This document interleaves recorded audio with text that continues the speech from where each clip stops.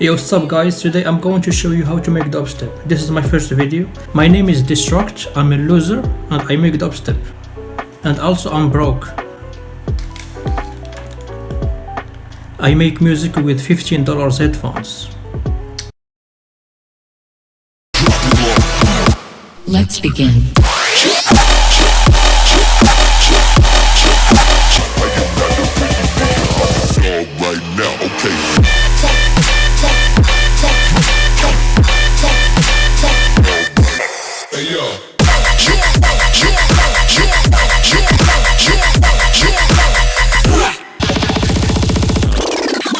Protocol accepted.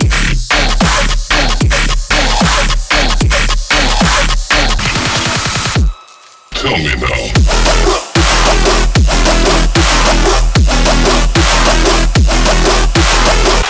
Distruct. Tell me now.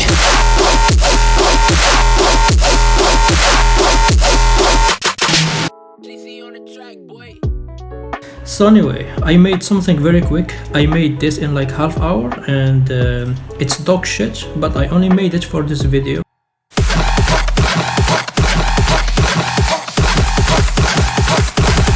Bitch.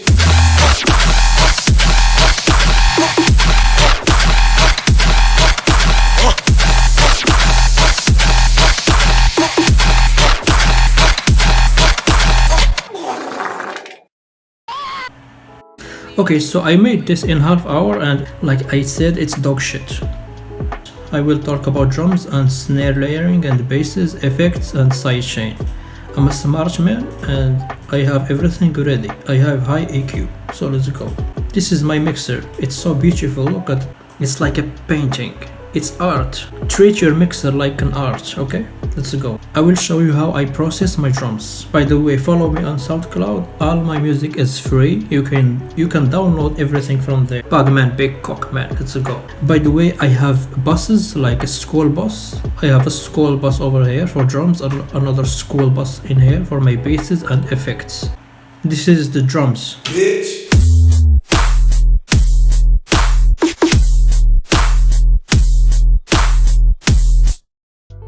Remember, you need punchy drums. If you're going to make a dubstep song, then you need punchy drums, heavy drums. So let's start with the kick. It's a kick. What do you expect? It's just a kick. This is the processing I have on the kick. First of all, make sure your drums are in mono. Why? Because you need to make sure that your drums will sound good on all other speakers. This is the processing I have on the drums. Little bit of high-end EQing so I can make those transients more present. Okay, now let's move on to the snare. I will show you a trick I use always on my snares. So you need a heavy snare like this and you need a clap like this.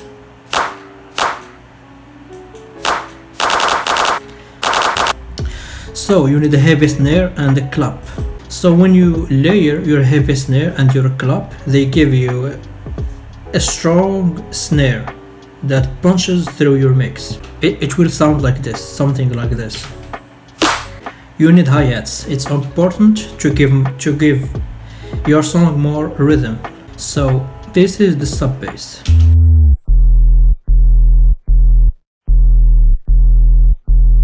This is the processing I do on the sub bass.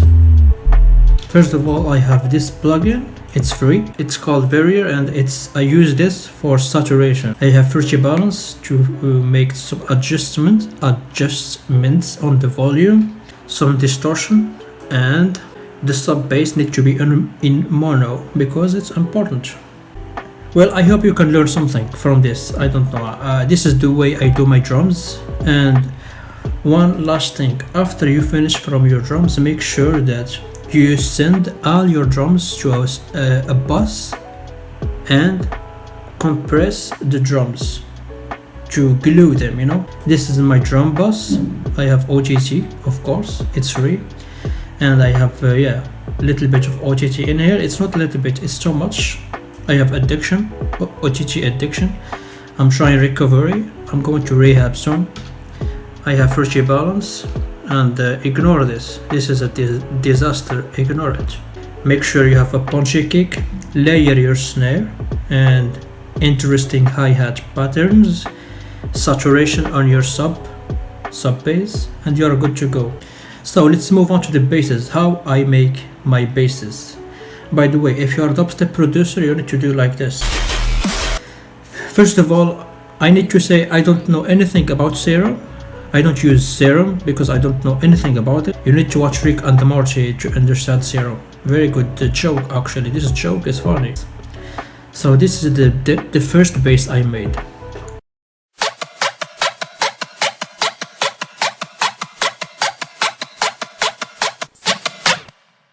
So this is the first one, and there is another one.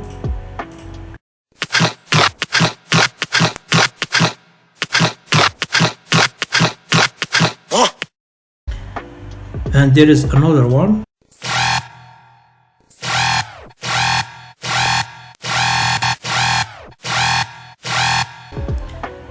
So yeah, this is the basses. I have 3 basses and I made them using layering, and I pitched them up and down until I made my own sound.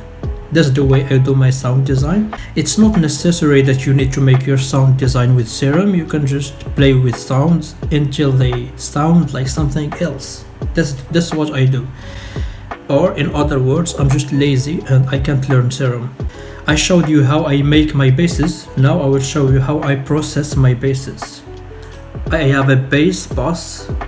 So this is the bass bus. I have EQ to remove the low end, balance to control the sound, reverb of course, OGG, and this plugin again. I use this plugin a lot because it's nice and it's good for saturation.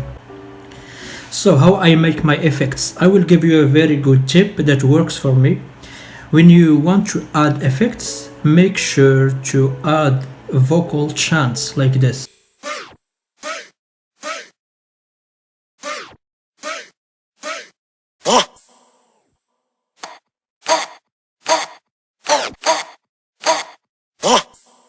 So I have a folder with vocal chants.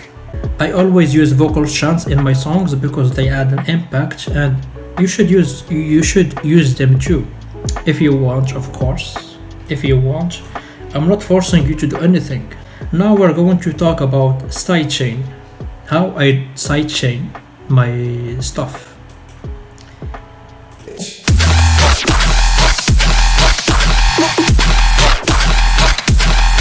Okay, so the way I do my sidechain is I route everything into one bus like this. There is 2 buses like I said before. There is drums bus and effects and sound and basses and sound effects bus. Everything on this bus, the basses and the sound effects, I sidechain everything. So I will exaggerate so you can hear the sound. So you can hear the sidechain.